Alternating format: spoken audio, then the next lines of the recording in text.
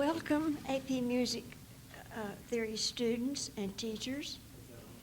Also, okay.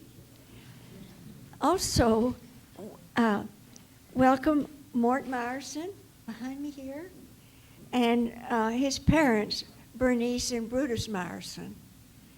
Students, thank you for coming tonight, and thank you for your hard work and dedication. Thank you, AP teachers, for your excellence. You do better every year. I'm extremely proud of all of you. My goal for music theory is to introduce you to the finest opera and symphony music so that you will enjoy it all your life. I believe it will enrich your lives as much as it has the life of our speaker, Mort Meyerson. Mort's biography said, "Music is like the very air he breathes." To make a proper introduction of Mort should take an entire day. I could talk about Mort all day, but I promise I won't. I have only 5 minutes, and I prefer to tell you how important Mort is to Pete and me, and how important music is to Mort. Mort was introduced to music by his mother, Bernice. Ever since, it has been threaded throughout Mort's life. He learned to play the piano in his parents' home. Mort went on to study music in college at UT Austin. There he became very interested in singing choir music. He joined the choral group Morris Beachy Singers and sang with them all through college. Time marched on, and Mort turned his attention to heading EDS, and the Perot systems. After a number of years, he chaired a committee to oversee the building of the new symphony hall to be built by the famous architect I.M. Pei. It was to be an architectural landmark and a tribute to Dallas. The largest contributor was Ross Perot, and he named it for Mort. Now, Mort occasionally sings with the symphony choir of the Meyerson on special occasions, and he attends every symphony when he is in town.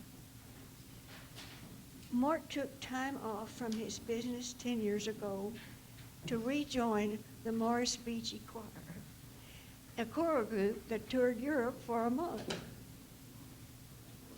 Mort will speak today on music theory and its enormous importance. Mort became a believer in music theory after he met Dr. Terry Eater.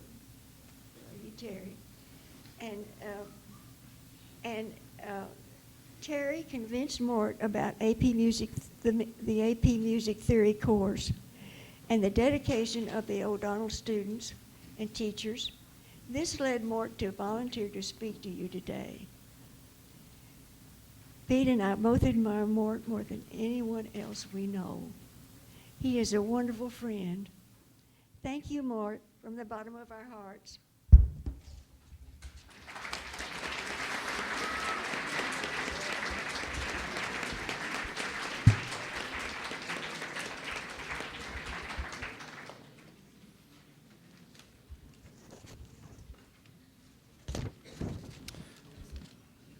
Thank you, Edith.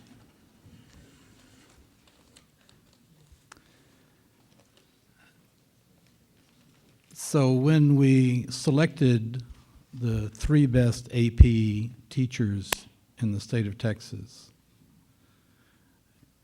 after we went through the interviews, I was having a side conversation with Dr. Terry Eater, and he said that in teaching his classes, one of the things he likes to do is try to connect music and the relevance of real life.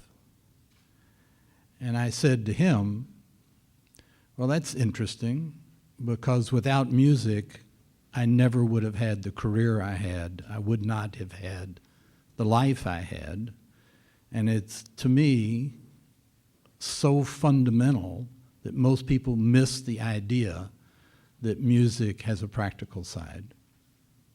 So I'm going to talk a little bit about this, and then after I give my short talk, then we're going to have some questions and answers, so you might be thinking about Donizetti, and you might be thinking about what I had to say, and you can ask us any questions you want, and I'm sure that Graham and I will try our best to answer.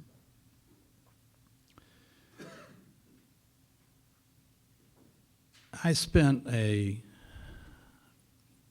lifetime in business, and I'll only talk about the formal part after I was in the military. I was a systems engineer. I went into the computer software business, which was a strange thing because I was a liberal arts graduate. I studied liberal arts at the University of Texas, and as you've heard, I sang in the a cappella choir, which met for an hour and a half, 5 days a week for 9 months. And I did that for 4 years, plus performances, et cetera. So it was a big commitment, but music was very important to me. And I felt that even though I had a liberal arts background, I had a certain interest in computers. Eventually, I became president of EDS. Some of you have heard of the company, Electronic Data Systems, which has now been bought by HP, Hewlett-Packard. But when I was president, this is a long time ago, I commissioned a study. And our business was totally dependent on the quality of the people that we hired and their skills and abilities to work as a team. And I commissioned a study to figure out how we could identify the very best people who had the greatest probability of being successful. And much to my surprise, when the results, this took a 6 months time period and cost a lot of money, the results came back. And so some of the things that are kind of common knowledge, like a person's grade point average would be very important, or what they studied, or what school they went to. It turns out that none of those things were important. Not one of them. It was their focus and attention on a subject matter that meant something to them. It could be athletics, it could be music, it could be a collection of Beatles, it could be playing bridge. As long as they were focused and they were very dedicated to it, and we could find no correlation with one single exception. Now you're going to think I'm making this up, but I'm not. This is the truth. The one exception was music composition. It was the only major where 100% of the people who majored in music composition in college were successful. Now that to me was no surprise, but it was a big surprise to the people in the company.